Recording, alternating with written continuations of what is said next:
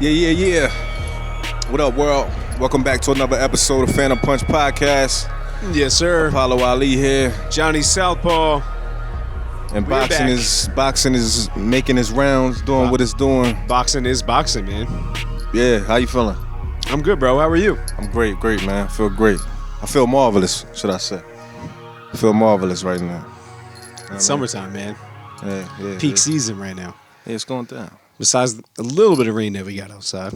I'll take it, though. Yeah, I ain't tripping off that. Yes, sir. Like It's you said, needed. boxing is boxing, man. Yup. Lots of boxing to get to. Everything cool outside of boxing for you, sir? Absolutely. That's what's up. Maintain it, man.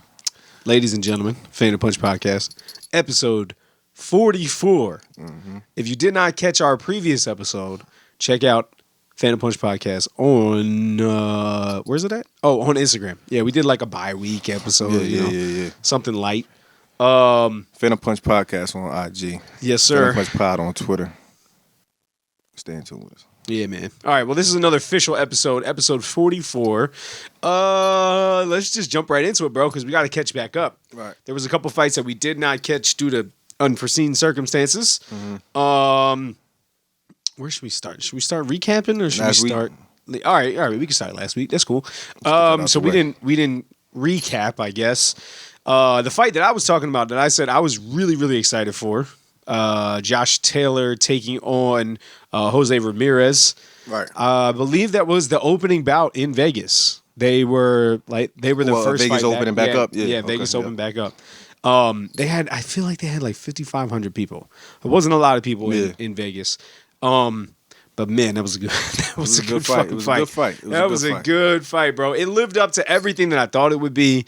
Again, I know that I've talked about it on here. I put some money on Ramirez just because I believed in it, but it did not go my way. Yeah, it didn't unfold that way at all. Josh Taylor looked excellent, man. He looked sharp. Yeah.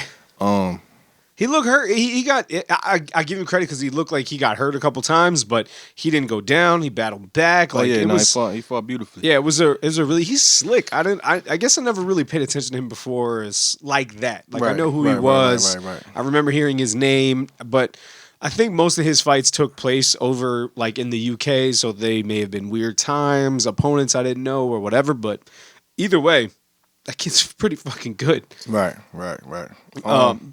Yeah, I mean, it is what it is. Great fight. Immediately after the fight, you already know the conversation becomes what's next, and Always. and Bud's name comes up. Yeah. So they've been talking about it since that fight. It's been like thrown around. I don't know if I've seen Bud speak on it too much himself. I don't know if he has, but listen. At this point, I don't care if Bud gets in there and fights a fucking kangaroo. I just need to see him. Yeah, I miss active, Bud, man. bro. I need to see him active, and that would be a decent fight if that's what he can get. Because it seems like the ones we want is just not going to happen. They boxing him out for whatever reason. That's just what it is, bro. man. I'm trying to figure that part of it out. So, I don't know if it has to do with. I feel like we talk about this all the fucking time on this podcast because it keeps happening. It's relevant. It's relevant every week. Keeps when happening. Something else happens, and it's happening in other places except for in the camp where Bud's at. It's not that he's not exciting either. It's not like Absolutely not. He's a fantastic fighter. Everyone He's in a draw. boxing. Yeah. Well, so that goes to what I was going to actually bring up about Bud. Not to take away from Josh Taylor. Congratulations to Josh Taylor. Excited to see what comes next. But what went on from there, obviously, like I said, with the conversations about Crawford, Bob Arum, I guess there was a quote. Who was he talking to? I honestly don't know where this quote came from, but I think he said it to ESPN or somebody. Either way, but it was the next couple days or next week after the Crawford conversation came up about Josh Taylor. Bob Arum, his fucking promoter, said, "We can make a big fight for Crawford against former welterweight champion Sean Porter, but who's going to pay for it?" Bob Arum said to The Athletic. That's what it was, The Athletic. There's a limit to what I can get out of ESPN, and on pay-per-view, I have no confidence it's going to do a big number. Crawford's never done anything on pay-per-view. Nothing against him. It is what it is, said Arum. Fam, Like that's not who I want promoting me. Absolutely not. That's just simply not.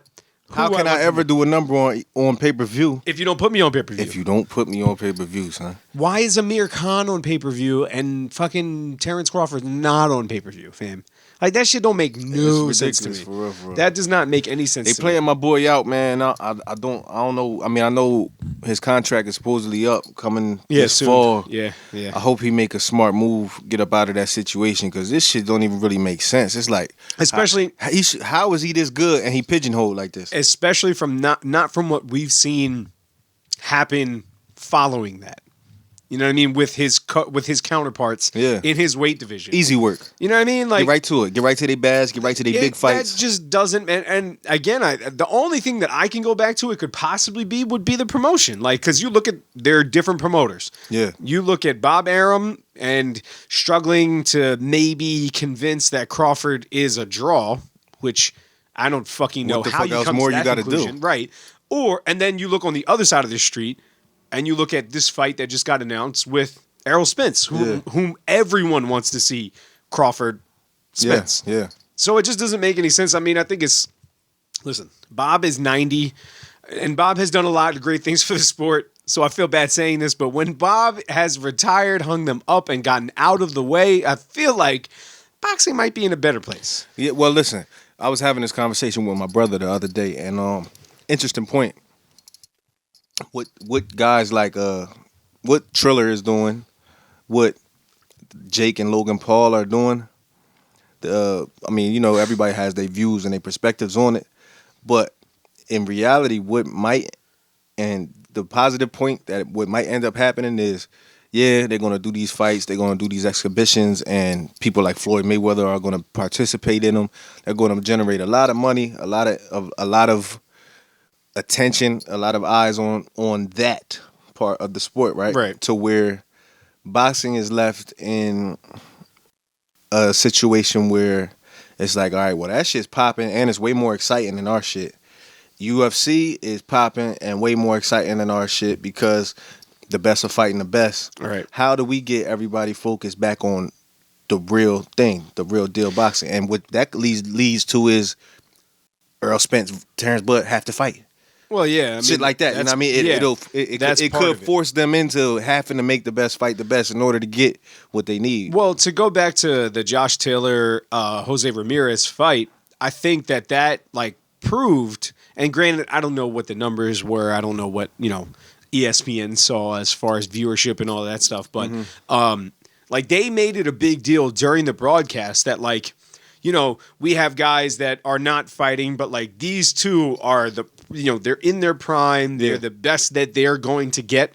Right. And they're fighting each other. Like they made it a big deal. And I feel like you said, like having MMA, the I guess for lack of a better term, the rival of boxing, they can coexist in harmony, but the rival of boxing, having fighters fighting each other that are at their pinnacle, at their peak, or approaching their peak. Yeah, man. I mean, I honestly don't know what the solution for that is in boxing because so many fucking hands in the cookie jar. Right. Like you have Bob Arum and his team at Top Rank. You have Golden Boy and Oscar, and then you have Al Heyman and PBC, and then you have Matchroom and Eddie Hearn, and then you have Triller somewhere, which is some weird anomaly in this whole thing. Right. And everybody's doing their own thing. They move with their own pieces, and for everyone to reach across an aisle is like it's unheard of, and it hurts the sport. Nobody wants. They don't want to work together to make the sport better because they just like, I don't have to work with you. I can do what I want to do over here. It's so and that's shitty. where it's just like, it's shitty for us. Too many fractions. Yeah, it's shitty for us as fans. Is we get left with what we have now, which I mean we might as well get right into that. Pacquiao Spence, cool fight. Pacquiao Spence is taking place August 21st. It was officially announced. I know that it's been talked about for a little while, but Manny Pacquiao is taking on Errol Spence August 21st. Is that going to be in Vegas? Okay, it's in Vegas. Yeah, it's in Vegas. I mean, I like that fight. That's a good fight. That's not what I want, but I'll definitely take it. Listen, I mean, Manny will always be a draw at this point, I feel like. Yeah. I love Manny Pacquiao. I think he's a great fighter. I think he provided a lot of entertainment for us throughout the year. But I gotta be honest, this fight just it just irritates me. It pisses me off. Like, Are you tired? You done with Pacquiao? No. It's not that. It's the fact that I don't want to see Spence anybody other than Crawford. Agree. I'm with you. And that's cool. But like this fight is cool. But why are we getting this? Why is this? Right. Why is Manny not fighting? I mean, I don't know who the fuck Manny Pacquiao fights next because Manny continues to amaze us with like I mean, he's coming off 2 strong wins. Right, beating Broner, beating Thurman. That's all good and well and all, but again, seeing Spence take that, I mean, for what it is, a risk fighting Manny Pacquiao because Manny still got popped. He sat down Thurman, I don't know, man. I'm just tired of fucking seeing it. Like, why can't we get this fight? Like, why? As soon as Bud leaves, I feel like that fight is going to be made. I don't care where he goes. If he goes to, I would love to see him with Matchroom. I think Matchroom and Al Heyman can get some shit done together. I don't necessarily believe in Bob Arum getting shit done with anybody else. I just don't. I don't know. Right. I don't know, bro. Who do you got winning that fight, though? Since we're on it. I got Spence winning it. Unanimous decision or knockout? Don't you dare say no. I mean, Pacquiao been knocked out 4 times? Once. Once in his whole career. Yeah, Manny's been stopped. Probably been not stopped before that, but I don't know, bro. I got Spence winning though. I don't feel like it's gonna be. I feel like it'll be another the way his fight was with Sean Porter, where it's not gonna be a close. It's not gonna be like a large gap between who's winning. Right. There's gonna be a defining moment of the fight. I think he'll edge that out.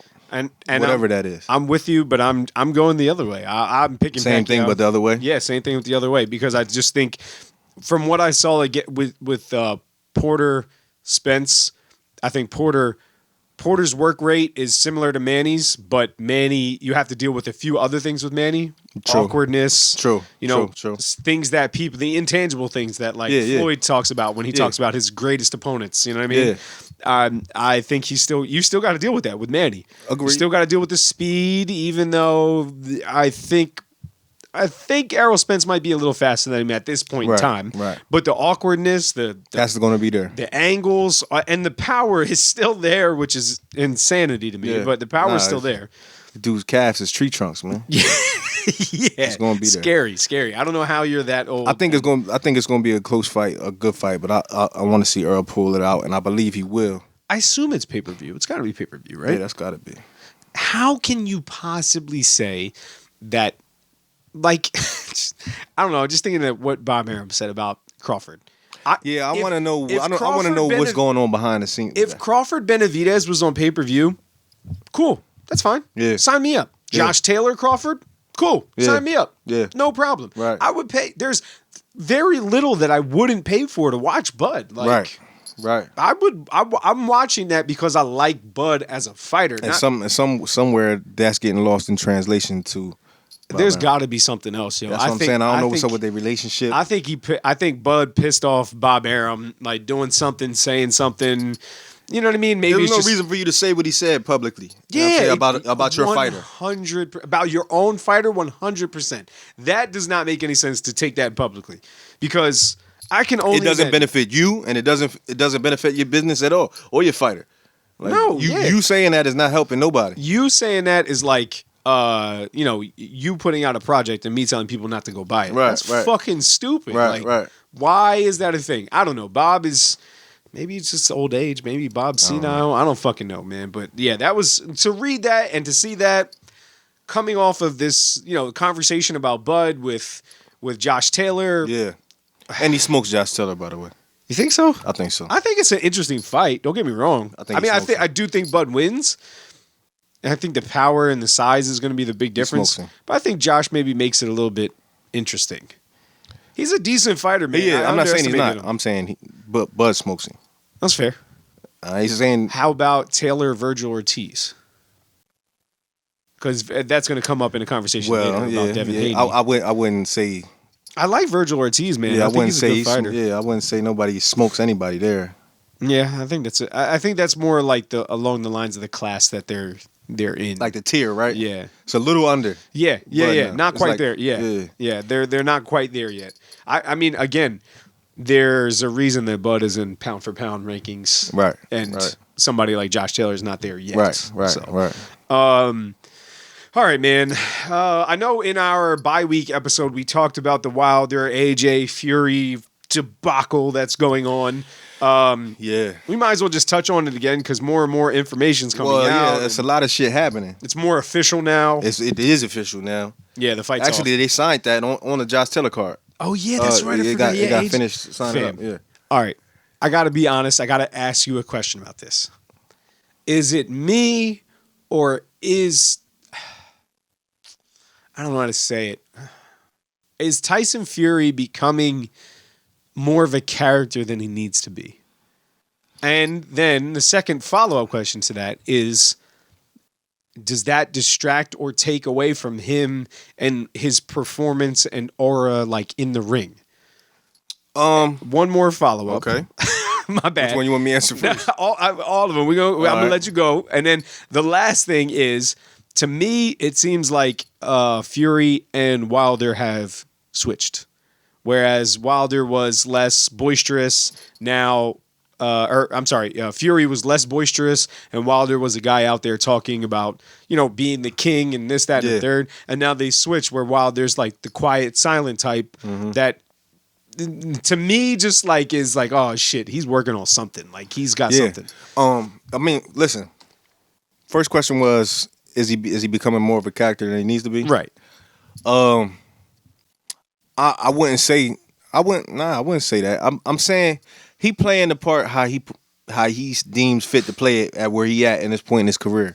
And if that's making a lasting impression on the fans, the people, and this is what he came up with as his formula, I'm cool with it. I feel like he's not I don't feel like he's doing anything outside of himself. He might just be presenting it more to the world, you know what I'm saying? But he calls everybody a big dosser. and you know what I'm saying? He feels like that. So now if he's verbalizing that more and letting people know like, nah, I'm really 6'9", and I really could fucking box, dog. And I really don't care about who out here, I'm the best. And he want to talk that shit because he feel like, nigga, the finish line is a lot closer than the starting point. Yeah. And I done ran through everything. So whatever's left, I'm let you know I'm coming. Like, let it all hang out. Yeah, I'm gonna let my nuts hang from here on out because nigga, this what it is. So I respect that. What was the second question you asked? Fury and Plus, his Fury got swag, man. I like how he do what he do. You know what I mean? Does that distract away from anything? Was the second part? Well, I mean, that's yet to be determined. And this is why it is the third question you asked. All of those apply right here because this fight that he was not preparing for, that he was not getting up for, it could become now a dangerous fight for him more than any other option that there was out there because he feels he's spanked Wilder twice. He feels Wilder has nothing for him. He feels like this is now not anything other than a walk in the park and that this fighter only has one punch and I can eliminate that from him and he has nothing else. So he already knows all of those things in his head and feels that way, very confident about it. And to his credit, he probably should feel that way. But the saying, you never underestimate an opponent. And the fact that Wilder has been so quiet and so just trying to reach out to the public, not even using his gram to really go crazy how he normally does, it does lead to the fact that he probably is working. He's probably putting in that work, putting that pain in, and sharpening some shit that wasn't so sharp for him, you know what I mean? And he wants his revenge. And he's fully motivated for this fight because it's either this or nothing. For him, it's either this or bust. Yeah. You either short here or you're done in that tier. Like you can't be in this tier no more. Yeah, you know what I'm saying? You move down to There's the next tier. no other chance to get back to that tier. You know what I'm saying? It's kind of the King Kong effect. Like you was up there, you was a challenger, didn't quite get over the challenger hump, and then you start after a while, going down to the tier below you and shit. You know what I'm saying? Yeah. So if he doesn't do it here, that's it.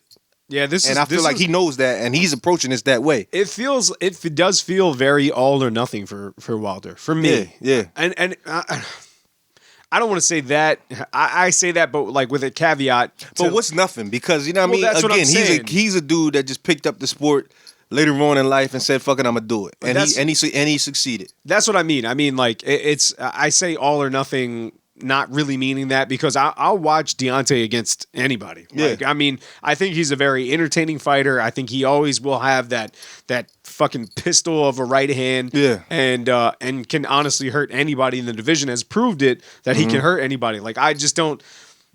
My fear for Deontay is that he gets caught like in purgatory. He gets caught in the middle where it's, you can't compete with Fury and maybe AJ gives him trouble. And we can't even get to that fight yet. Yeah, that's not. We're so far away from that. But he can't compete with Fury if he loses. I mean, and it's determined. Like that's it. There's no more conversations about it. Right. And then after that, like you get to Dillian White, you get to Dominic Brazil, you get to King Kong, whom he's already beat. You know what I mean? He's already beat most of these guys. You get to Andy Ruiz, which I think he beats Andy and most of those other guys, and then he's just caught. Well, I'm not so fast.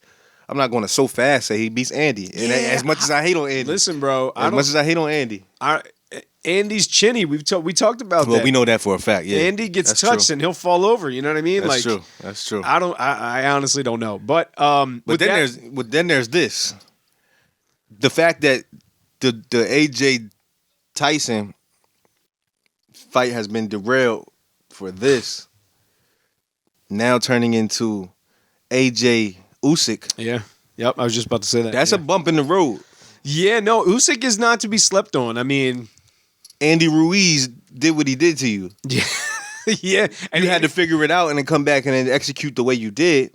But I don't know if you know what Usyk is about to bring to you, bro. Usyk is a different monster. He doesn't fight like any of those other guys. He's a fighter. And he made his way up there. Yeah, he's that Eastern European style, Loma camp, like lots of awkward footwork. Skillful. Yeah, lots of skill.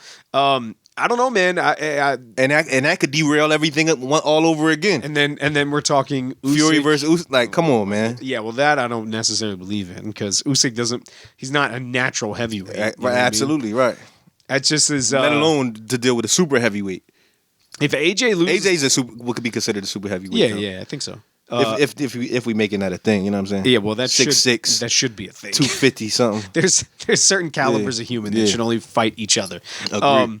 No, but Usyk is a very strong opponent for AJ, and if AJ, let's just say hypothetically, AJ does lose to Usyk, AJ lost to the guys that he's not supposed to lose to. Right. Not even supposed to be fighting, let alone lose to. I don't know if he makes that mistake again because he made it once with Andy Ruiz. And I don't know if he does that again. I hope not. It's not a walk in the park for him. Alexander Usyk is not a walk in the park for AJ. Only because it's AJ though. Oh yeah. Well yeah. I mean, I think Usyk. Usyk Wilder is very interesting. I think because Usyk has a lot of boxing acumen, boxing IQ, whereas Wilder does not necessarily have that. Right. He makes it interesting. But what I was going to say is I think that this whole shit is the biggest blunder that I can think of in boxing. I can't think of much else that has come so close to coming together and then fallen apart. I honestly don't know. I'm genuinely curious about that. I'm curious of how that came about, number one. And number two, how did y'all go so far down the road of getting this deal done and this fight done and picking the date and picking the venue and everything? Like y'all didn't know that this arbitration shit was going to go down. I think somebody underestimated Al Heyman's pull. Because, I mean, you got to think about it. Al is Wilder's guy. Somebody underestimated that. Word. I think Eddie Hearn. No, I mean, so it's funny because both sides are blaming each other right now. Right. Bob Arum is blaming Eddie Hearn taking too long to pick the venue, to get it drawn up, to get it official, and all that stuff. And then Eddie Hearn is blaming Bob Arum because it's he's like, we entered these negotiations and you gave me your assurance that the arbitration was going to go one way, and then it didn't. Like, I don't know, but either way, this has to be the biggest fumble I've ever seen in boxing and maybe in sports. I'm not 100% sure, but I could agree with that. that's it's the One biggest, of. yeah, one of the biggest fumbles I think I've ever seen. It's it sucks too, but I mean, it is what it is. We'll see how it all shakes out. We know that it definitely puts a monkey wrench in the whole standards of whatever's going to happen in the heavyweight division because, like we said, this AJ fight. I mean, that's dangerous for AJ. You don't really know the outcome of that. Yep. That could change the landscape for everything. Same thing with Wilder Fury 3. But even if Wilder beats Fury, I feel like there would be another fight that might have to come after that. No. You don't think so? No, all right, so let's just be honest here. The first fight he beat him and it didn't go that way. It was a draw. The second fight he stopped Deontay. Yeah. So what happens if Wilder knocks him out? Well, I mean, look, if Wilder wins, I thought, okay. That's what I'm saying. My bad. Yeah, so if Wilder wins, yeah. Fuck. Yeah, I mean, it's gonna be Pacquiao Maidana type shit. Yeah, I mean, we'll just have to keep seeing this fight. Yeah, we're gonna get this fight over and over and over again. I mean, because there's draw, yeah, and one win, and then if Wilder wins, then you gotta have the fourth. Yeah. Jesus Christ, I don't know if I can stand another. That changes the landscape, bro. So I don't know, man. That shit, it definitely. I was all prepared. My palate was ready for AJ Fury. Yeah. I was ready for that. Yeah. Let's see who undisputed. I missed it when Deontay was like Deontaying things up. I do miss shit. that about this fight. Like that's one thing that I've noticed. It's they like I said, they've switched. It's like he's become Fury, I guess what you could say is become the heel. I guess. I mean in a way. I like it. Yes, I mean I get it. I'm with it. I'm just questioning it in him in the eye preparing of the public and how they present and are perceived. Yeah, I get it. Because Wilder, he ain't got nothing to say, and he really shouldn't have anything to say though. Yeah, well maybe that's what it is too. He doesn't know what to say. Yeah, because you don't tell us you about to knock him out. Yeah, but don't tell us you back and you better, baby. Don't tell us nothing. Well, I don't want to hear none of that. Yeah, but You're also doing it right. Listen, if you outside telling everybody in the world that you got my balls and my heart in your pocket and you're keeping it there, I'm listen. No, I mean, listen. I'm just not going to let you say that shit like that. First of all, he can't really win the word fight anyway. Yeah, with Tyson Fury. Not right now. He can't out-cool Tyson Fury. He can't out-talk Tyson Fury. And we're not sure if he can out-fight Tyson Fury yet. So the only way for Wilder to really get a win here is to shut the fuck up and talk with his hands when it's time to. I hope he can. That's the only way for him to get a win. I hope there is some serious drama in this fight. I hope there is some knockdowns. What we expected to see last fight. Yeah, I mean that shit went left. Yeah, landslide. For Wilder, that shit went left. Like, yeah. I don't know what was up with him. There was a lot of excuses and a lot of speculation. We remember that shit. We covered it, but 700 different excuses. Yeah, I can't see none of that shit this time. So you're not built. He doing right because you're not building us up to think one thing. Just don't say nothing. Come with the element of surprise. What did you learn? What did you buckle down on? What did you develop? You know what I mean? What y'all worked on? And then you say all that in the ring. Yeah. Then even after that, you can choose what you want to. You probably ain't even gonna want to go back to the old Wilder. Yeah, because you got humbled and you learned what this sport really is and what it's about. You know what I'm saying? It's not just the show. It ain't just ascension, nigga. Nah, you gonna fall sometimes. How do you handle that? Yeah. So he learned them lessons. I would assume, especially if he comes back, gets the victory, and continues on the career that he's been having. I hope so. And then, I mean, after that fight, we'll see what happens with the big three. You know, it's right. If maybe it's a conversation about a big four at that point with Usyk or with Andy Ruiz. That fight's coming back around. There's somebody's coming back around. There's got to be a fourth. Yeah, where did Usyk he came up from originally? Cruiserweight? Yeah, cruiserweight. Yeah, cruiser, light heavy. I don't remember if he fought at light heavy. I assume he did. But anyway, cruiser, maybe light heavy. Have you seen him recently? Not. How he's looking physically? I don't think so. No, not super recently. Yeah, but Usyk is. He's kind of like he's from the Loma camp, so he's kind of like Loma, kind of always in shape, kind of thing. I'm saying that to say I know another cruiserweight that was always in shape that made their way up. Which one? And caused the problem. He's not back there. Yeah. Roy's right there. Yeah. No, not him. Well, who are you talking about? Holyfield. Oh. Yeah, and he was a problem. that's a good point. So, I mean, look, listen, these guys. Usyk could develop into a problem for these niggas. I listen. I'm here for it because I like Alexander Usyk. I think he's got a good personality. Holyfield is a freak of nature. Holyfield is an all-time great. I'm not saying they the same. Don't nobody try to. I'm just saying that trajectory has been seen before. Crazier things have happened. Yeah, no. Came up and knocked the fuck out of Mike Tyson. Like that's fair. Knocked Tyson around and shit. That's fair, and he's a good boxer. Very good style. Very good. Very good basics. A good foundation. Right. Same kind of thing that Usyk has. IQ. Yeah, exactly. All right, man. We are moving. What else we got? All right. So from there, Mike Tyson doc. Speaking of heavyweights, yeah, the new joint. I think it was ABC. Yeah, so I watched it on Hulu. There is a new one on ABC. There's the documentary that's out right now is I think it's a series joint, and it's just he's not. Well, at least he hasn't been in it yet. It was one episode I watched. Mike wasn't in it. No. It was footage of him, yeah, but it's not like him recently now talking. At least not in the episode I seen. It was a long episode too, at least an hour long. And it was just recapping early life. Tyson linking up with Cuss, how that happened. They described that, and then there was a lot of footage from that time. Some stuff you may have seen, some stuff you may have not seen. A lot of footage from that time. They covered all of the relationship between Mike and Cuss, leading all the way up to Cuss dying and, all of that shit. And then it just shows you how Mike came from chaos to the stability of what Cuss brought to his life, preparing him all the way up for that moment. And I'm skipping over mad shit, but you know what I mean?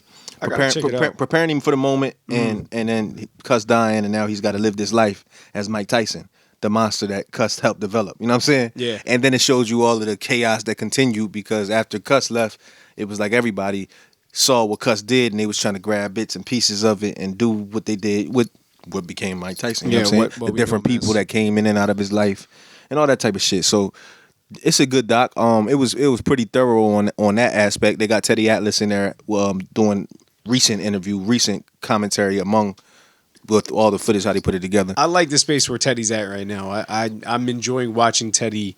He's always been a good voice. Absolutely. In the sport, and I like that he's getting a little bit of. He's synonymous with the sound of boxing. Oh yeah, he become that. The perfect way to put it. Word. There's only a few people that I think kind of fall into that category for me, and he's absolutely one of them. Yeah.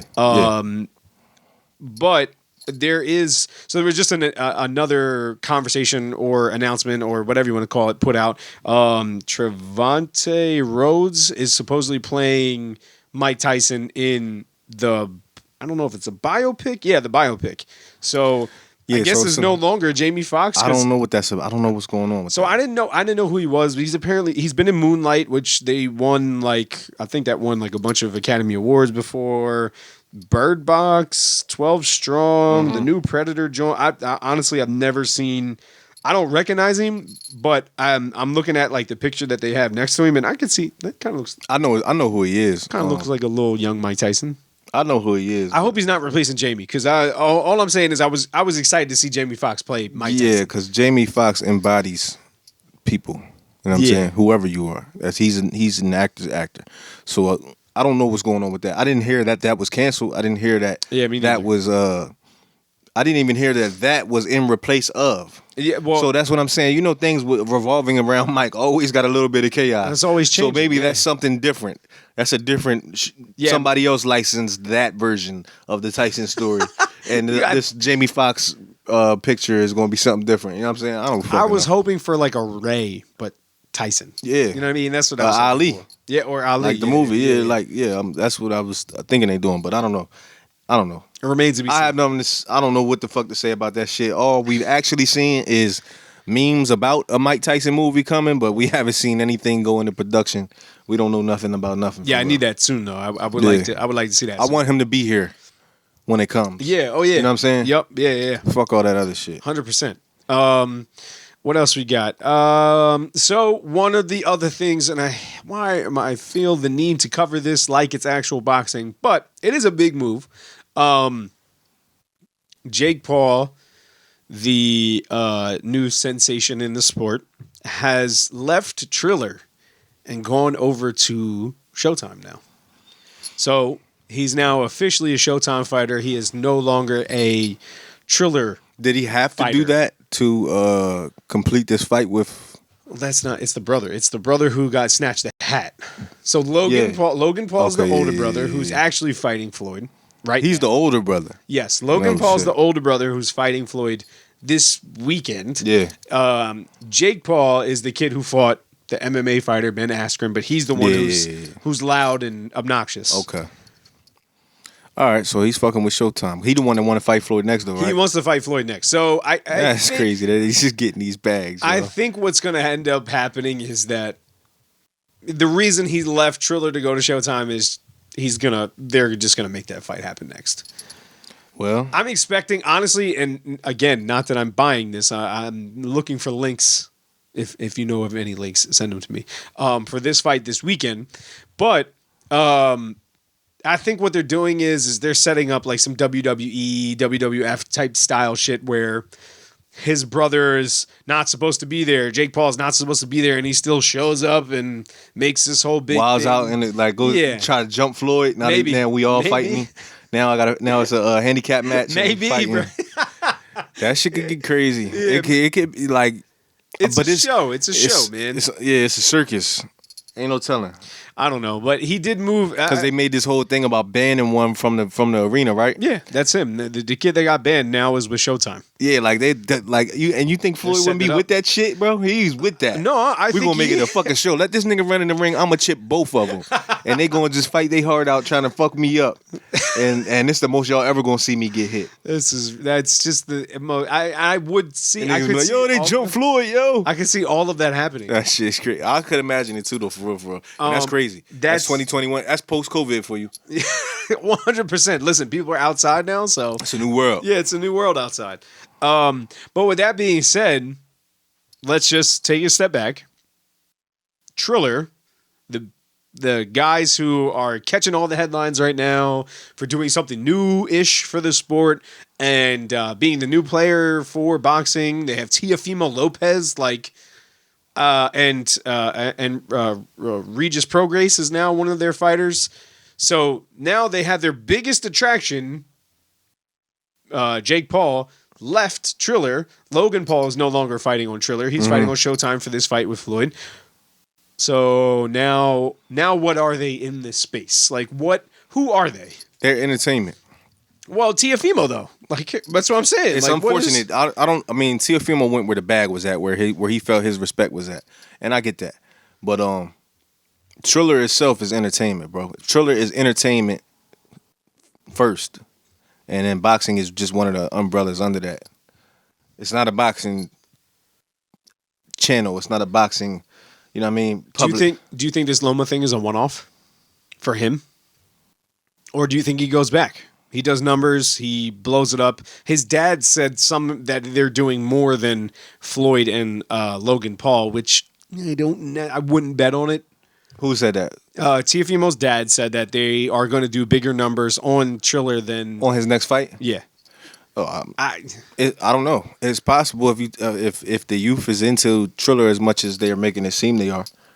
I don't know. I think don't know. they're following the person. I think they're following the person. I don't think they're following the brand of Triller Fight Club. Like that's cool and all, but like some kid who plays video games, streams Twitch, and does all that shit on you, watches YouTube all day. He may not. He's loyal to Jake Paul. He's or loyal whoever. exactly. Not the app. Right. That's possible. So I don't know. Maybe Triller becomes like a one-off type of situation where they can make these big events. I don't know. Yeah. I'm genuinely curious. Where your quote unquote fantasy fight could happen here. Yeah. Like I mean- we'll host it. We'll set. You know what I mean? Yeah. Some shit you ain't expect to happen that's going to happen. We'll be a part of that type. That could be their place.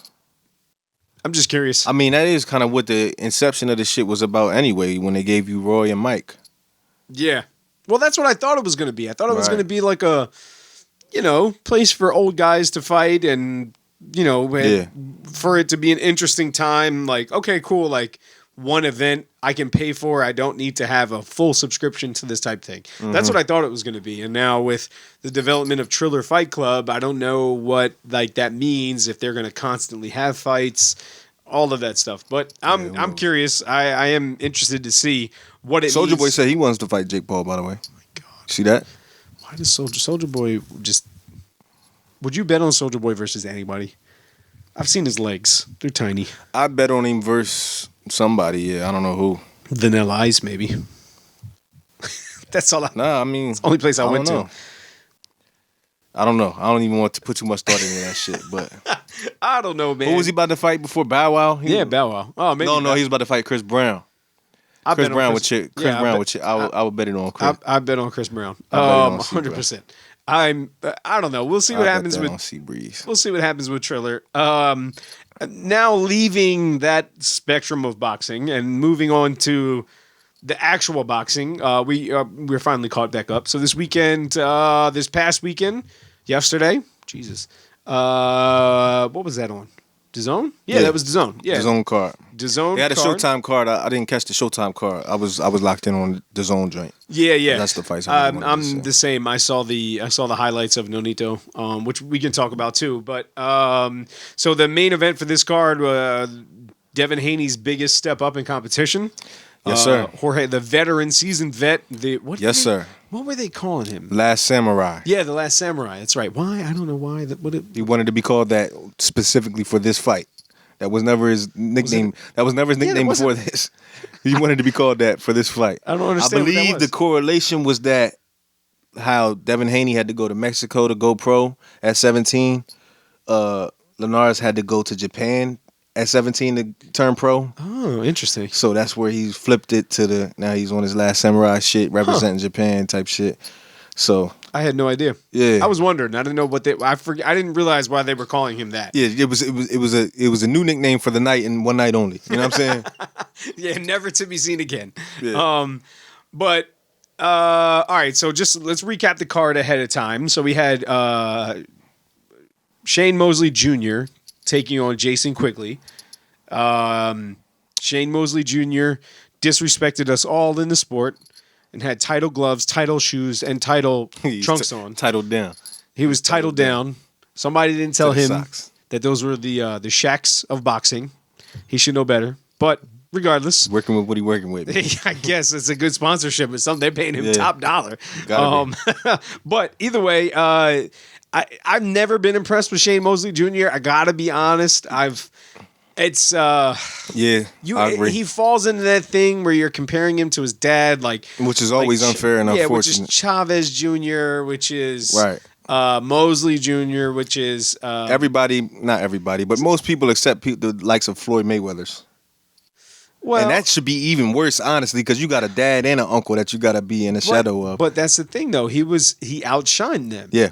And that's what I mean. Like it takes a thing to do that. Yeah, you got to be special to do that. I mean, his dad was good. That's the thing, though. His dad was good. Yeah. He wasn't great. Right, but his uncle was good. His uncle wasn't great. To even be, but saying that is easy to say. Yeah, being good is good to fuck enough, though, because we talking about being good at the elite level. Yeah, but I'm saying, and then to be great. Yeah, but Shane Mosley was great. Agreed. That's what I mean. It's hard to outshine great. It's not impossible to outshine good. I'm with you. I'm with you. But you do have to be special to do it. You got to be special. Period. And what I want to say about Mosley Jr. It just looks like he's thinking too much every time I see him in the ring. It's like he's thinking too much and too slow. Like he's not only thinking, like it's good to think in the ring. You're supposed to think. You're supposed to calculate. You're supposed to, you know what I mean? But I don't think he's thinking in calculative ways. I think he's thinking of what do I do next? Not thinking what to do next. You know what I'm saying? Yeah. That's what he looks like. That's what he gives me a buffering vibe every time I see him in the ring. Like it's buffering. Like I'm gonna come up with the thing I should do. I just haven't gotten there yet. And while I'm doing that, he's hooking off on me. Yeah. I mean, so I think the thing is what it goes back to. It kind of is. It's the same conversation that it is about being a junior for someone who made the highest of highs, who was the richest of all the riches. Like for lack of a better explanation, like your Chavez Jr. or Chavez Sr. was like the king of Mexico. Yeah. You know what I mean? He made tons of money. Yeah. So Chavez Jr. he wasn't hungry. Like he never was, like never really wanted for things like that. And Right. I mean, just as far as what the public sees, what I can see, what I know of the situation. And the same thing goes, like, you know, Shane Mosley was Shane Mosley. He fought Floyd. He fought Margarito. He's De La Hoya. He's got all of these titles. I'm sure Mosley Jr. was not like a kid hungry that turned to boxing because that was his way for survival in the same way. Yeah, he didn't get it in the same way. And you know what's funny? It's like people will somebody will ask me, yo, you box? Do you box? You ever take the boxing? Did you ever take the boxing serious? It's like, nigga, I tamper with it. You know, I learned some things early on. You know what I'm saying? But I do it more so to be in shape or get in shape. Right. But no, nigga, it's only one Jersey Joe Walcott. I'm not trying to fill them shoes in that way because you can't. But every child that comes from a lineage of that, or you know what I mean, male child, you're going to get that. Did you try? Did you try? Even though when you do try, you get the sugar shame only Junior. 9 times out of 10, you get the Mosley Jr. reaction and not the senior. Set. You know what I'm saying? No, I get it. Yeah, 9 times out of 10, it's not what they saw in the generation before you. Yeah. And that's the thing. But they want to pressure you to be doing it anyway. Right. That's the thing. Like, you see him and you expect... And then they go judge you harder. Yeah, you expect his dad, like, and it's like, nah, you're not your dad. You're terrible. Like, right. And really, it's not like, he's okay. Right. He's not Right. bad. Like, But because you're wearing a name, we're going to judge you even harder. So it's a lose-lose situation for you anyway. Yeah. If you're a junior. The kid is not set up for success, is basically what we're trying to say here. Right. It doesn't matter what he does. If he does it good, it's not good enough. Yeah. No. I'm 100% with you. I think, I mean, again, he's a decent fighter, but he's clearly not of the caliber to win a world championship. It's just what we saw last night, what we saw this weekend. It just is what it is.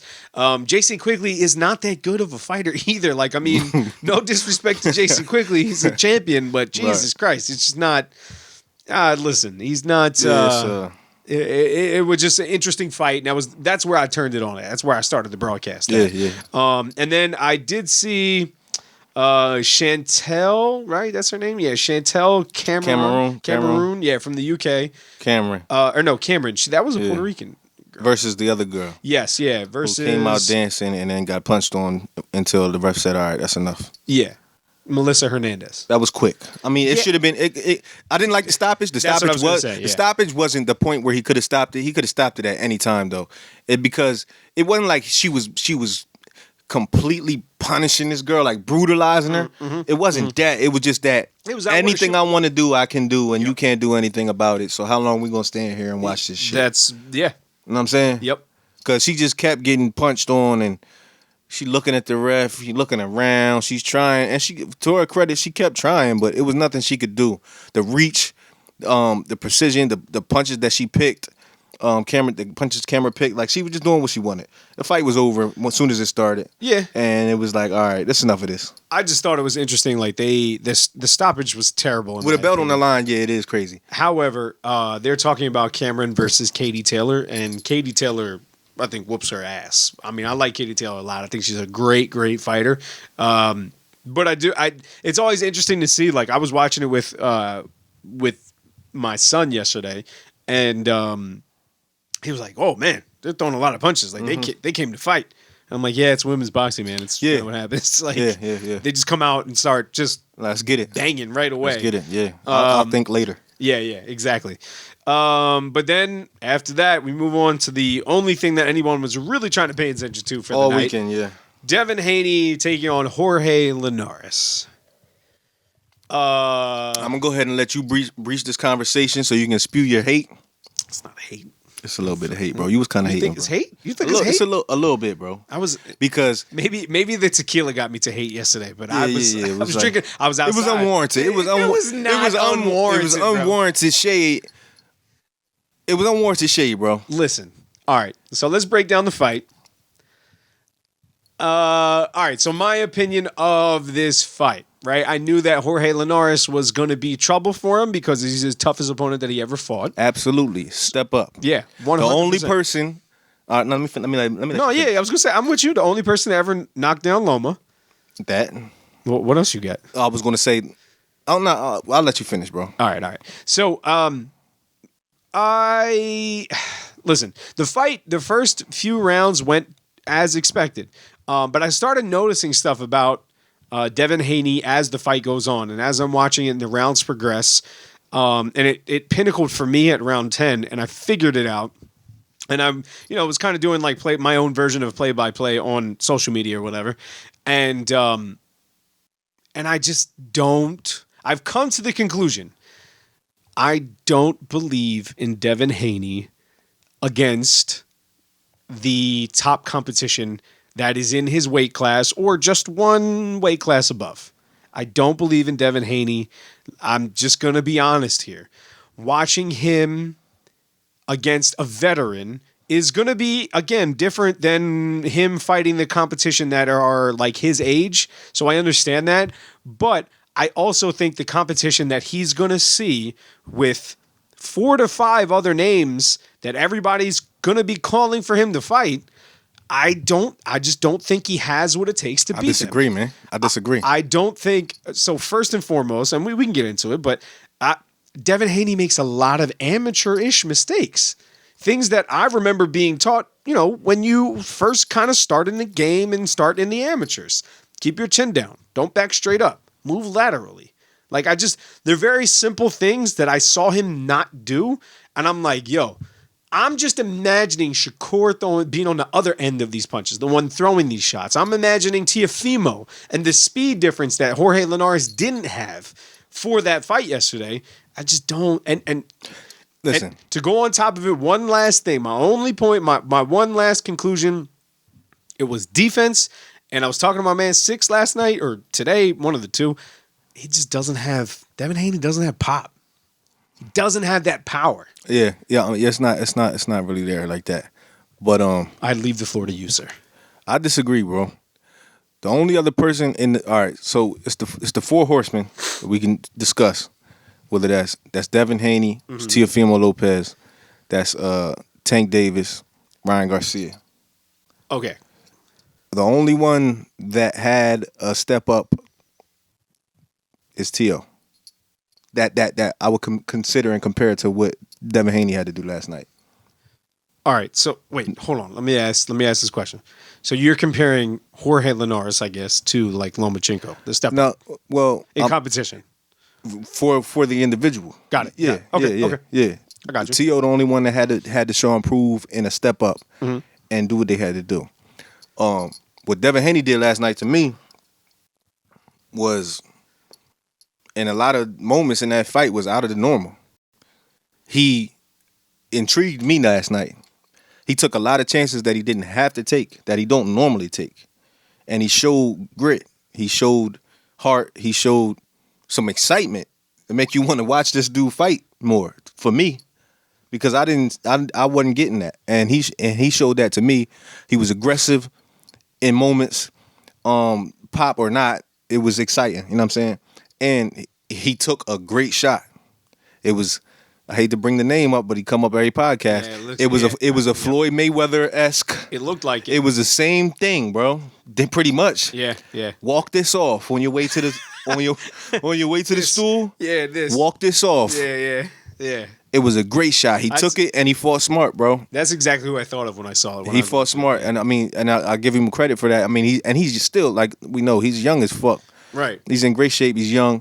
But I'm saying that in what I saw in him last night, it definitely makes me want to watch him more. If I wasn't already, I watch him because I watch him, but now I want to watch him more because I want to see where he's still developing. And the way he fought last night, I haven't seen him fight like that before. So I'll take that, and I'll take whatever lessons he learned or didn't learn and what things that they're going to work on from here on out. Now, if he were to fight Ryan Garcia, it's a win to me. If he fights Tank, it could go either way. I don't know what Tank really has other than power for people that want to get punched on or people that already don't think they're going to win. Yeah, well, I mean... I don't know that. I don't know, bro. So I challenge the step up in competition because I feel like we all look over. I look over and you look over the Gervonta taking on What the fuck is that? God damn it. The Poppy. Well, I mean, he's pretty much only fought Poppy. So Again a factor. Leo Santa Santa Cruz? Cruz. Yeah, Leo Santa Cruz. Again, I mean, I get it. The size difference between the two of them and all of that stuff. I understand that. But Leo Santa Cruz is a former world champ. Like, he's got, fuck the name. Well, not fuck the name, because it's not just that. But I mean, like, he didn't have. And then it's also the factor of he can rely on, I'm gonna just swing, because there's a lot of fights he gets punched on until he gets the knockout. Yeah, that he just happens. kind of walks through. He kind of walks through them and shit. So all right, so I'm with you. I think the way it goes in succession of Devin Haney being able to beat somebody, I think Ryan Garcia is the first name, because I agree with you. Yeah. I think that's a troublesome fight for Devin Haney, but I also think that Ryan Garcia has been proven that he's a little chinny, and I think I honestly don't. I would love to see it. I think that the speed between the both of them is pretty similar. I think neither of them have great defense. I think neither of them can box off of their back foot, and that's the most interesting fight that I can think of, because I think Gervonta. I don't think Devin Haney has enough pop to keep Gervonta off of him, and I think Gervonta does the same thing he did against Leo Santa Cruz, walks him down, and he's gonna catch him with an uppercut eventually. He's gonna hurt him. Devin was landing a nice uppercut all last night too. I want to just throw that out there. I take nothing away from the fact that he's got speed and he knows how to fight. He knows how to box, but there's just like a few things that are missing to me. I'll get it. And well, I wouldn't say he's a complete fighter at this point, at this stage right here. And then the top two names for him to possibly fight next, I don't think he can hold their fucking towel. I don't think he beats Teofimo. And he definitely doesn't beat Shakur. No, I don't see that. So you got two 50-50, well, one 50-50 fight, one slight edge. Tank is open for discussion for me. Tank is open for discussion. I'll call that 50-50, and I think he's got a. I know what the power is. I know what the power is, and you're gonna have to show it again. All right. I'm saying? So Devin Haney ends up winning. He beats Jorge Linares. I still want to see, and before we get to Devin, because Haney, I want to not to cut that off, or not to cut you off, but the thing about it is, it's gonna come. What hasn't happened for Tank, and Tank hasn't even had enough step ups to really even get to this part of the step up discussion. But it's going to come a point where he's going to be face to face with somebody on the opposite end, where that power doesn't matter. Mm-hmm. So what do you do then? He don't have an answer to that question for himself yet. We'll find out. I mean, I don't know who that is. I mean, though. even Mike Tyson had to get to that point. Yeah. Oh shit, this shit don't work no more. Or it don't work on this one, so what I'm gonna do? I think there's a few people that I can name. I mean, Teofimo's the one that and Shakur, I don't think possibly. Shakur, obviously. I don't think I don't think his power matters that much in those fights. But the rest of everybody else that the bigger names in the division, like him, like Devin Haney, like Ryan Garcia. I mean, depends on the fight.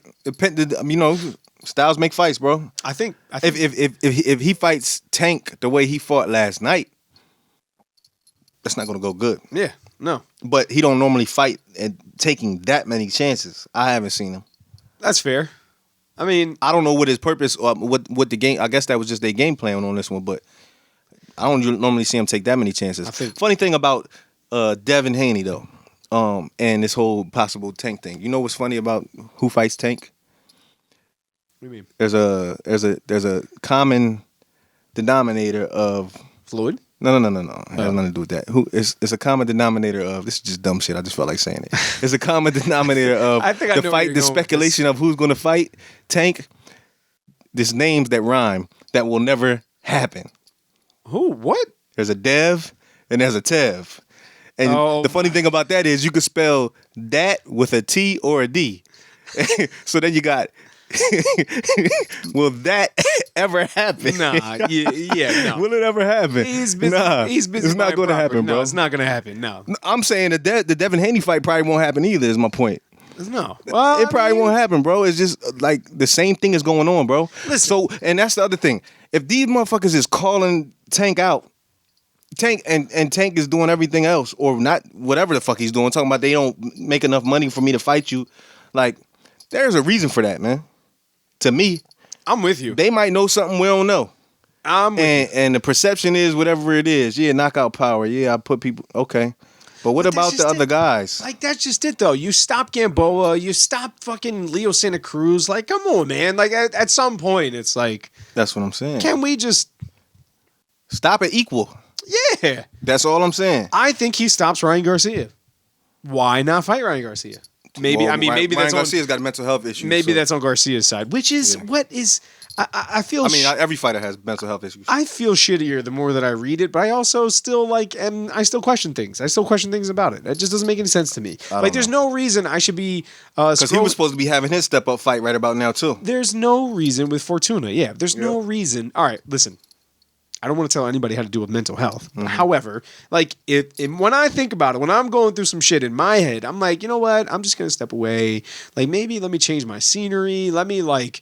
remove myself from things. They recommend things like working out when you have mental health issues, exercise. But so that would be a good thing to do. What I'm trying to understand is, why is it that I'm scrolling through my fucking Instagram and I come up on Sports Center and I see fucking Ryan Garcia and Logan Paul and Ryan Garcia. He's teaching him shit. Yeah, like he knows the clues to beat Floyd Mayweather. Acting like he has the blueprint to beat Floyd Mayweather. Yeah, that shit was crazy. Maybe beat Javier Fortuna first, and let's have this conversation. No, that's a clear description of the mental illnesses he's dealing with at this time. Yo, what I'm saying? Fam, again, not going to tell anybody how to deal with their own shit, their own baggage, their own business. Right. However, surrounding yourself with YouTubers who literally just record everything they do. That's where he wants to be. That shit don't make no sense to me. Fam, if you want to be a YouTuber, go be a YouTuber. You want to make fight tips? Go make fight tips. But listen, I don't want to see you describing how to beat Floyd Mayweather, fam. Right. Get the fuck off of my feet. And you just tucked your tail and got out of the way of your step up fight. That shit doesn't make any sense. You're trying to tell somebody how to beat Floyd. Get your geek ass out of here, man. We're throwing Ryan Garcia's name around like it's even a remote possibility of that fight ever being made. But Lord only knows. But I'm with you. Look, I those are the only 4 to 5 people that I would love to see Devin Haney against. I get it, first step up in competition. And again, Jorge Linares brings something that all of those other guys he could potentially fight, something different, because he's been in the game for like 10, 15 years longer than they have. So maybe it's not the same. Maybe we see because you know what it is? It's I want to say it's easier and clearer, like a fight like last night's with Linares. It's easier to like quickly identify the difference in IQ. With peers, it'll show itself in glimpses. It'll show itself in this one exchange. You know what I'm saying? Like it's not as blaring of a difference. With like if he's fighting Tank, they're both going to make mistakes. Yeah, that's fair. A lot. Yeah. But I think... And they're going to get their shit off. You know what I'm saying? My thing is with this whole entire conversation, if we're really talking about this and we're talking about Devin Haney, there's only 2 people that it's in a question that he can beat. Because when I think of IQ, right now, for the Young Bucks... We know. Shakur is different, man. Yeah. Shakur is different. And he's the creme de la creme. We can say Teofimo because... Teofimo's already been through with the guy who beat the guy that you just beat. Yeah. You know what I mean? Like, for all intent and purposes, Lomachenko, the Matrix, he's a good fighter. Like, Loma, maybe there's some hype there. Maybe not. Whatever. You know what I mean? We all kind of buy into the Matrix thing, and whether or not he's just a white version of Rigo is a different conversation for another time. Right. But... Lomachenko was a very good fighter and very seasoned, long amateur career and all that stuff. But so I'm saying that to say, is that lesson that he learned and won a little bit more valuable than the lesson that Devin Haney learned and won? Oh yeah, it's different. It's different. I'm not saying that. Teofimo is one of my favorites right now. Anyway, so I'm excited There to is see him that. fight. I can't wait to see him back in the ring. But yeah, like I said though, styles make fights. I don't know. I don't know what I would get out of them two. I definitely want to see it. I want to see what Devin Haney does next now. yeah. I'm tuned in. Yeah. I mean, It was a good fight. It was an exciting fight. It had some drama in it. I fuck with that. I'm all on board. And that's with what I'm watching saying. It's like they booed him at the end of the fight. Nah. And that's our People are what they are. I like guess. boxing, bro. Like what the fuck? Yeah, that doesn't make any sense. Nobody boos at the Jake Paul fight. I don't agree. And with, that's what should be booed. This nigga put his heart. He put it on the line. He took chances. He took shots. He fought smart.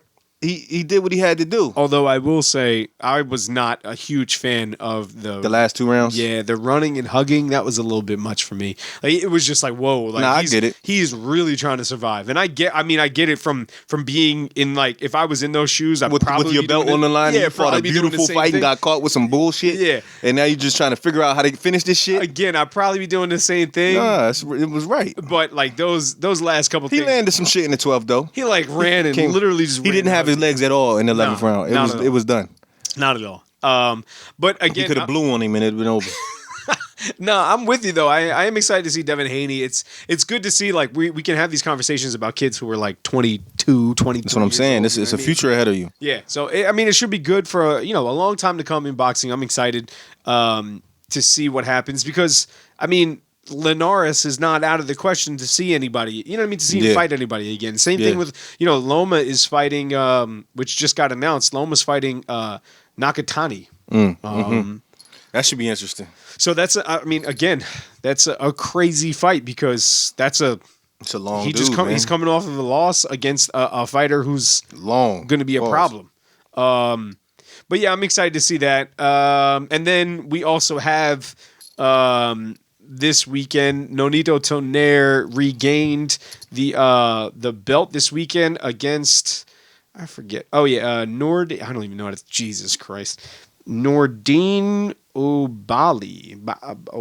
I don't fucking know. But Nonito Tonnerre is now 40-6. He is 38 years old, and he is now the WBC bantamweight champion, which is insane. Dope. That's dope. Good for him, man. 38? 38 years old. Yeah, that's Jersey Joe's age, man, when he won the belt. He's up there, man. That's a beautiful thing. He made history. I think he's probably the oldest bantamweight champion. I believe so. Yeah. So oldest to win a bantamweight. Shout out to Nonito Tonnerre. He was in that that period when Pacquiao was like king and like Floyd was there and it was like he was the tiny guy. You know what I mean? Yeah. So I love to see Nonito keep doing his thing. It's awesome. Yeah, that's dope. What else we got? So the John Pascal and Badu Jack rematch, the third fight it was supposed to be. Wasn't it this weekend, next weekend? Maybe it was in a couple weeks. But either way, it was supposed to be soon, but is officially canceled. Jean Pascal, he not only failed one drug test, he failed 2 motherfucking drug tests. Yeah, I saw, what's my nigga name? Who? I just forgot what his name was. Badu Jack? Yeah, I saw him post, he said, I can't even pronounce the shit you had in your system. That was hilarious to me, yo. He's like, this motherfucker was on all kind of shit. He failed the first drug test that they gave him, and then they did it again, I guess. They did a second one. He failed the second one, too, for some, I'm with what Badu Jack said, some crazy-ass shit. But all, HGH steroids, anabolic steroid shit, fam. I did read somebody's tweet. I want to say it was, J-Rock. I think it was Julian, who said that 75% of fighters are dirty. I agree right with it. now. I agree with it. I believe it. At the top level, we talking about them? Yeah. I guess. Yeah, we talking about them, yeah. 75% of fighters I believe are dirty. It's crazy because I was actually guys like Canelo's get speculations, Pacquiao's get speculations, It happens, man. I hope Jake Paul or Logan Paul is just pumping themselves full of HGH. It's just. They probably are, dude. They don't get tested. I feel like they do. Listen, if I'm Floyd, I'm making him get fucking tested. True. Floyd made everybody get tested, because y'all like to cheat. Who's y'all? What? I've never taken steroids in my life. People you like, man. People you was hoping would beat him, no matter what they had to do. So I was watching a documentary on HBO Sports. They have I forget what they have, something on HBO Max or whatever, and it was about Ray Beltran when he was trying to get that belt, and then he got caught with steroids in his system. Fam, Ray Beltran wasn't like cream of the crop. Like he wasn't. You know what I mean? He wasn't a massive name in the sport, right? And he got dinged for it. So I'm curious. You know, it's a real conversation. It's really like it's the underbelly of boxing that no one really ever talks about. Right. Because if you get caught, I feel like you're a dickhead that got caught. Like, right, and then they expose you, and then everybody else just shh. You know what I'm saying? I would be curious to see. So do you remember like the steroid era in baseball with absolutely like Mark McGwire, and everybody was going for the records. Yeah, exactly. And I'm cool with that. If we all gonna be on steroids and we all souped up and we all trying to be superhero in our realm, then if it's a fair fight still, I'm cool with that. But it's when you unfair advantage. Yeah, you know what I'm saying? I'm with you. I'm just curious, like, there has never, there was a reckoning in baseball at that point in time with like Jose Canseco. Clean sport. Yeah, just like clean it up. Yeah, he was, he went and snitched on everybody and you know what I mean, Yeah. all of everybody who was using it and stuff, and then it all got outed with Congress and all this bullshit. Yeah. But I'm genuinely curious if there could ever be a day in boxing that like somebody writes a book. You know what I mean? Like Jose, that's what happened with Canseco. He wrote a book about everybody, who was all involved, and there was corporations involved. Absolutely. And all of this shit. Of course it is. I mean, it's like that.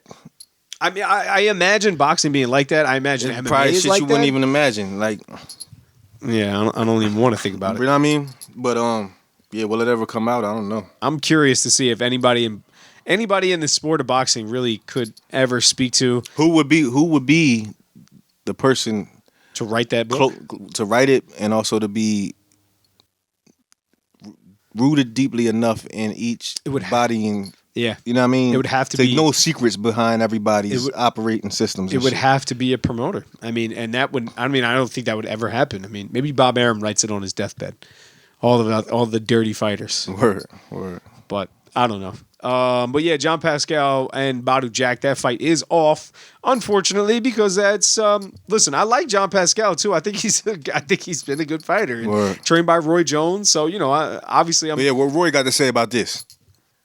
There's a conversation to be had about Roy and moving up. And I mean, I'm not calling Roy dirty. I love Roy. He's one of my favorite fighters of all time. But it is a sketchy thing when fighters move up. Same thing like with Pacquiao. It's like, oh, okay. Eight fucking divisions? Yep. Next. Yeah. Non-stopping. I don't know. Now I'm 50 and I'm still fighting regular as hell. Listen, if he beats Spence, then we can have that conversation. Let's talk about it. Like, all right, wait a fucking minute. He's doing now something. Now we can have a conversation. Listen. Floyd tried to tell you years ago. Still beat him. He didn't have nothing. Unanimous decision. Easy work. Snooze fest. No, hey, your boy ain't have enough to come to the table with. Fair enough. You ain't have enough offense for this defense. That ain't my fault. Listen, and now is when I'm going to give you shit because we did our bye week and I forgot to give you shit. So I want to shout out to TKO Gym in Cherry Hill, where I've been spending a lot of my time. Hey man. I've been spending a lot of my time. Hey, I've been putting in road work, nigga. You got to get in running shape before you get in gym shape, before you get in ring shape, nigga. I know how to fucking go, boy. I've been running. Fuck out of here. First of all, you one of the old adages I have been told is that you don't train to lose weight, you lose weight by training. All I'm saying That's a good one too. All I'm saying is I've been in the gym. All of that starts with the road work. And I have not been doing that. All right, well, I have. So we'll see each other when we get to the next chapter. Yeah, we'll get there, I guess. Whatever. Fuck out of here. So I was, they all, TKO always constantly has like the fights on. Yeah, shout out TKO, man. But they constantly had the fights on. Alex is constantly like streaming DAZN or whether it be like YouTube. Rerun fights. Yeah. Legendary fights, classic fights and shit. Yeah. I was watching Floyd against De La Hoya. While I was, I don't know, hitting a bag or skipping rope or something, whatever. Mm-hmm. But I forgot about that fight. I forgot a lot of things about that fight. I forgot about De La Hoya and how much he tried against Floyd and like couldn't. And I guess I forgot like what the crowd looked like. You know what I mean? What it was. Listen, I loved De La Hoya when I was a kid, so I never really gave him that much Appreciate credit you saying that, man. For beating De La Hoya the way he did. But like, man, just watching Floyd work that young was different. And you could just see like the passing of the torch. We can end the podcast now. We might not even come back next week. Might not come back at all. Hell That's what I've been here for. I will not tolerate any Floyd Mayweather disrespect. He finally got the hint. Listen, them hair plugs are disrespectful enough for me. So I'm gonna leave it there. I know y'all see it. I meant to tell you. Nobody cares about that. It looks hair like. line. Listen, I'm just saying. I'm reading what 50 said. I'm reading what all of the commentary is. I'm just laughing. That's all I wanted to point out when we were having that conversation. Man, that's semantics, man. You made me seem like I was being sketchy. Nah, my man's. I'm not looking at that man's hair. My man's looked like somebody licked a lollipop and dropped it on the floor at the barbershop, fam. That's what his head looked like. I'm just leaving it there. Listen. I don't care. If I got all the money in the world, I'm getting some better hair plugs. That's all I'm saying. I don't care. It is what it is. All right. Well, anyways, Floyd is coming up this weekend. Who you got? What, oh, yeah, the Jake Paul Yeah, shit? who you got? Logan Paul, right? Who's going to win? Boxing's gonna win. The fans are gonna win. It's gonna be a spectacle Jesus to be Christ. seen, and I'm tapped the fuck in, nigga. Where's your let me see your Showtime fight badge or your Mayweather fight whatchamacallit? Because I'm sure you're getting a check from them to say that. No, I'm watching it. Oh my god. The fuck else am I gonna be? Let me tell you what I'm not going to be doing this weekend. I'm not paying for it. I'll watch it though. If I can get a stream on my phone, that is the extent that I'm going for that fight. I'm watching it because you never know what might happen. Somebody's going to get... Not even in the fight, just in the broadcast. That's what I'm talking about. They're going to drop a steel cage. In the broadcast, you never know what might happen. It's not Triller. It's on Showtime, remember? I get that, but what is this? When, you know what I'm saying? Is this a regular Showtime card? It's fucking 4 rounds of bullshit. I wonder what size. 4 rounds? No, I think it's 8. But I wonder what size gloves they're going to use. Probably 16s. If I'm Floyd, I want 16-ounce gloves. Listen, all of the marketing they're putting behind it, all of the, oh, look at this shot where Floyd is flexing and punching someone and there's blood, blah, blah, blah. Like, fam, you expect me to believe that Floyd Mayweather's taking this seriously? I just... Yeah, it's a game, bro, but they're playing it. Wait, one thing I forgot to mention before we talk about upcoming fights. We have a few that we need to get to, but did you hear about George St. Pierre being the opponent for Oscar De La Hoya? Have you heard that? Nah, I didn't hear that yet. So there's this whole shit going on. Like my shout out to Miguel from Toy Quest. He keeps like reminding me about it. But so GSP, one of the greatest MMA fighters of all time, like fantastic fighter for MMA, used to train with Freddie Roach over at Wildcard for his stand up and stuff like that. But one of the all time greats. He's retired since then from the UFC. But there was a big rumor about like Oscar calling him out and like that was going to be the opponent. But Dana White has like, I don't know what rights he has or what say he has, but he has say or whatever over GSP and every move that he makes in perpetuity. Damn. Like, so GSP has since retired. Mm-hmm. So like Oscar, called out GSP, wanted to make that his comeback fight, like GSP versus De La Hoya.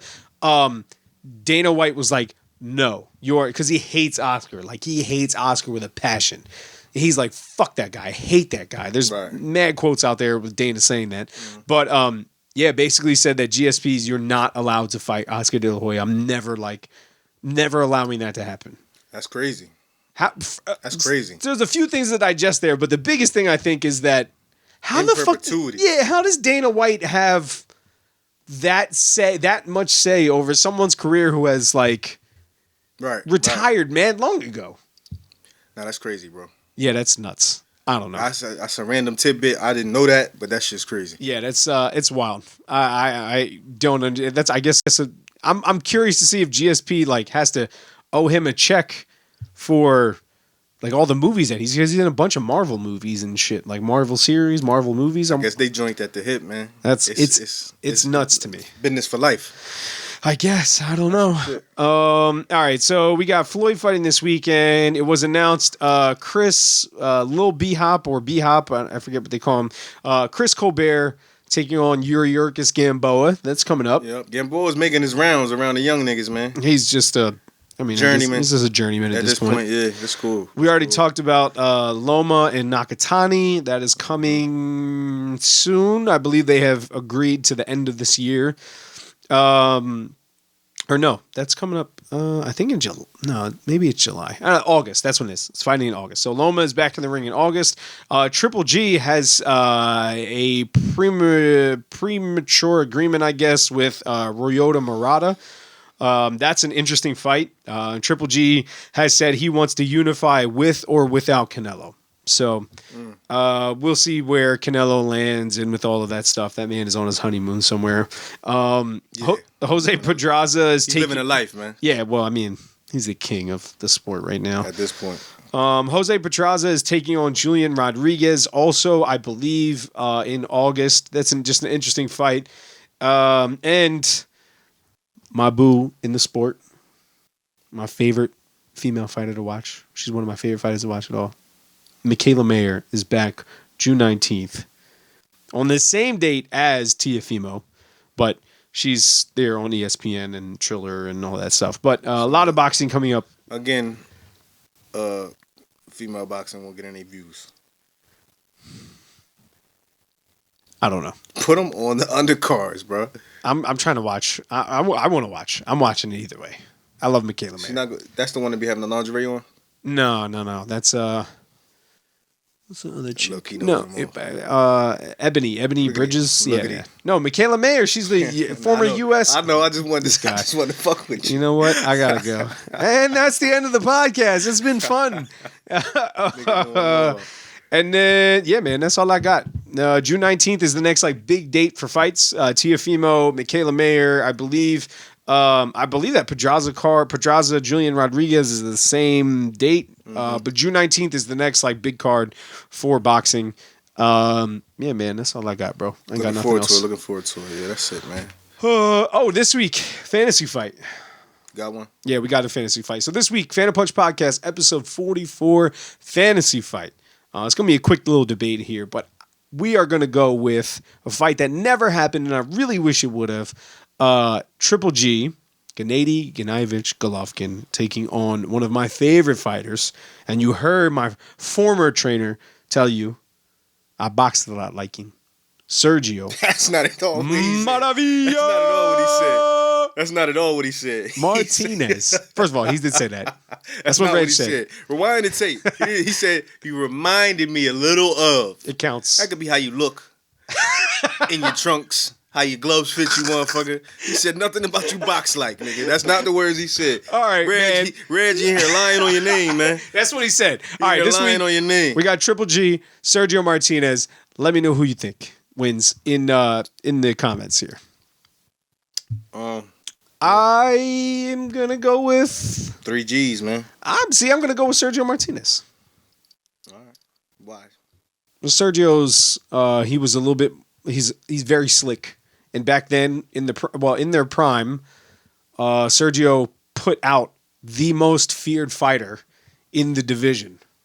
He beat him the first fucking fight, which, again, Paul the Punisher Williams, love Paul Williams. Hope his health is good. It's a shame what happened to him, but Paul Williams, a great fighter, one of the most feared fighters in all of the division, and Sergio Martinez, in my opinion, won that first fight and then put an exclamation point on the second fight. Highlight knockout of the year, probably of the decade. Knocked him cold out. I just think that, awkward, sneaky, I think all of that comes in hand. Whereas Triple G in his prime, which is not right now, he has a lot of power, Definitely but not right now. A little bit more slow. He's a little bit more... He never fought like a real slick fighter other than fucking Willie Monroe, which really doesn't count because Willie Monroe is not It's not the quintessential slick fighter. Yeah, exactly. I get that. But yeah, so I'm going with Sergio Martinez. But I get it. Triple G is going 3G, man. Triple G is Triple G. Self-explanatory like that. Pretty much. Y'all let us know what y'all think, though, man. Yes, sir. Please do. Definitely chime in on that fantasy fight for this week. I am curious to see that one. All right, man. Walkouts this week, sir. Yes, sir. Yes, sir. Got to be DMX. Rest in peace, DMX. Rest in peace. New album is out now. I think I'm gonna do the Walking in the Rain featuring Nas. Okay. All right, and I respect that. Rest in peace, DMX. Yeah, rest in peace. Album's crazy. This week, I'm going with another throwback for me too. Stepping It Up, Tribe Called Quest, Busta Rhymes, and Redman. Okay. Ladies and gentlemen, that is it. Yes, sir. Yes, sir. Episode 44 of the Phantom Punch Podcast. I am Johnny Southpaw. Paulo Ali, man. Good episode, man. Yeah, man. I feel good about what's coming. Me too. I will. So, all right. So, fans here, since you're watching and paying attention, next week we will be a Zoom episode. I am conducting business I forgot about that. all of next weekend. So, yeah, look for us on the YouTube on Zoom, man. Check us out. respect to all the fighters. Come on, Jesus Make sure y'all Christ. follow us. No. I'm thinking about mad things. Make sure y'all follow us on Instagram and Twitter too, man. Phantom Punch Podcast on IG, Phantom Punch Pod on Twitter. We're gonna be getting more active in our on our pages there, and just giving y'all some content throughout the weeks and shit like that. Also wanted to send a shout out to the Hagler family. They had the memorial for the marvelous man last weekend. That's where this shirt came from. Rest in peace, Marvin Hagler. Rest in peace to Marvin Hagler, the legend, man. Salute to the family. And as always, man, respect to all the fighters that enter the ring. Boxing is definitely the hurt business. We happen to love it. See y'all next week, man.